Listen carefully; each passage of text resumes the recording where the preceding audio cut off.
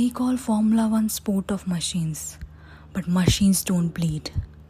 Machines don't feel the crushing weight of a broken dream or the terrifying adrenaline of a teenager staring down a world champion. The 2026 Canadian Grand Prix was not decided by wind tunnels or horsepower. It was decided by a human obsession, by a devastating betrayal of luck, a masterclass of pure survival, and a rookie who refuses to blink. If you live for the raw, human side of racing that the official broadcasts usually miss, hit that subscribe button right now. We are diving deeper into the psychology of Montreal. The battle at Mercedes is absolute cinema.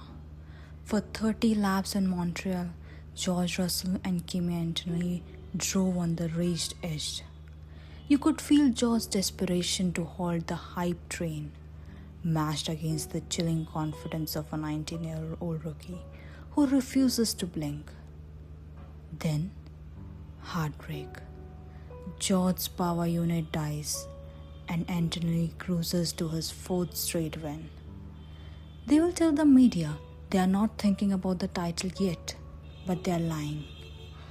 Deep down, they know what's at stake. Antonelli now leads by 43 points. George desperately needs to win the next race to break Kimi's confidence, or this championship is officially gone. Is George's title dream over, or is Kimi too young to hold this lead? Let me know below. Team George or Team Kimi? The balance of power has completely shifted at Ferrari. Look at Lewis Hamilton. The weight has lifted. The vintage smile is back. And his brilliant on-track war with Max Verstappen proved he is finally comfortable in red. But on the other side, total gloom. Charles Leclerc called this the worst weekend of his career. The sadness on his face tells the real story. Charles knows the stakes. He can't let Lewis get comfortable. If he does, this team becomes Hamilton's kingdom, and Charles becomes yesterday's news. Seeing Lewis back on the podium in red just hits differently. If that battle gives you goosebumps, smash that like button so other fans can find this video. For a 4-time world champion, standing on the lowest step of the podium usually feels like a defeat. But for Max Verstappen in Montreal, it looked like pure salvation. Red Bull's 2026 season has been brutal, humbling uphill climb. Max did not have the fastest car, but he dragged it to the podium. Max fan can finally breathe a sigh of relief, and the future looks just as fierce. Look at Isaac Hadjar, finishing an incredible P5, proving that the next generation of Red Bull is ready to fight to the bitter end. Max proved he can drag a struggling car to the podium through sheer willpower. If you have a friend who thinks Max has lost his edge, share this video with them right now to prove them wrong. If you want to see how brutal this sport is, just look at Red Bull's sister team. Liam Lawson put on a masterclass in pure survival. Despite missing practice time with mechanical issues, he fought tooth and nail to drag his car home in an incredible P7. But for his rookie teammate, Montreal was pure agony. After a brilliant weekend, a sudden clutch failure on the formation left a 18-year-old stranded on the grid, unable to even start the race. The highest highs and the lowest lows, side by side in the same garage. Lawson proved he belonged in F1, but your heart has to break for Limblad. Do you think Limblad will bounce back stronger next race? Leave a comment below. Constantly call out Ferrari for their strategy, but it's time to hold the defending champions accountable. What McLaren did to their drivers in Montreal was completely bizarre. They gambled on intermediate tires when the track was drying, utterly ruining the race before it even started. Lando Norris clearly had the human pace to stand on that podium, but his team let him down. compounded by a failing unreliable gearbox that forced him to retire.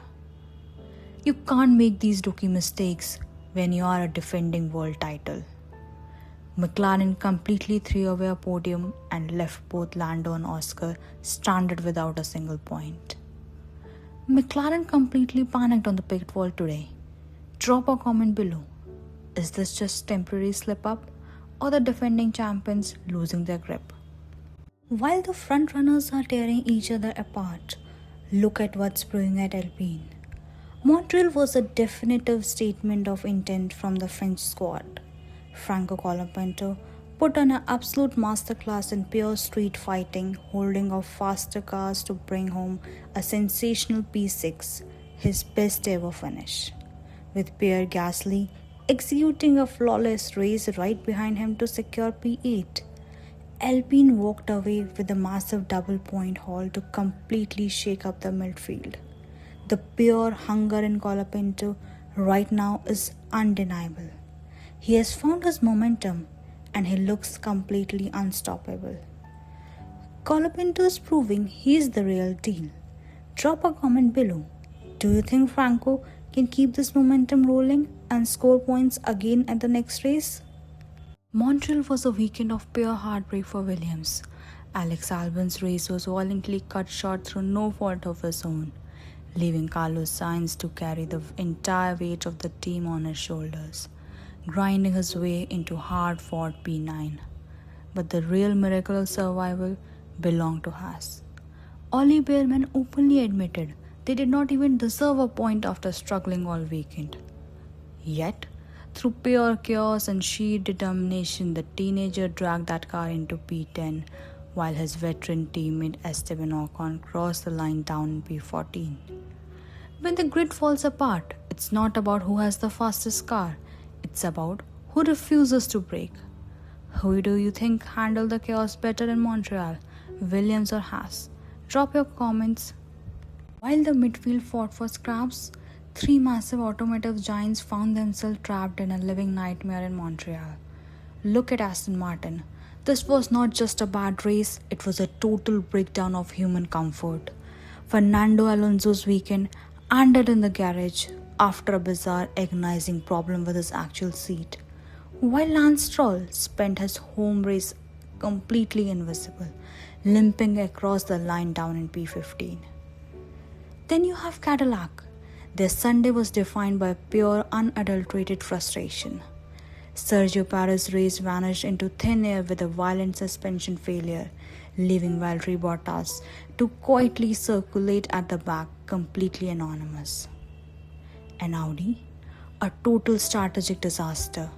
Gambling on intermediate tires in rapidly changing climate completely destroyed their race before it even started, trapping Nico and Gabriel out of the points entirely. Three massive brands, 0 points. Montreal did not care about their budgets. When the rain falls, reputation means nothing. Which of these three teams needs a massive wake-up call before the next race? Let me know in the comments. At the end of the day, Montreal did not care about reputations, histories, or multi-million-dollar budgets. It only cared about who could survive the chaos. Formula One is not just a showcase of engineering, it's a test of human breaking points. If you want to stay ahead of the grid, look past the corporate PR, hit that subscribe button right now. Thanks for watching and I will see you in the next turn.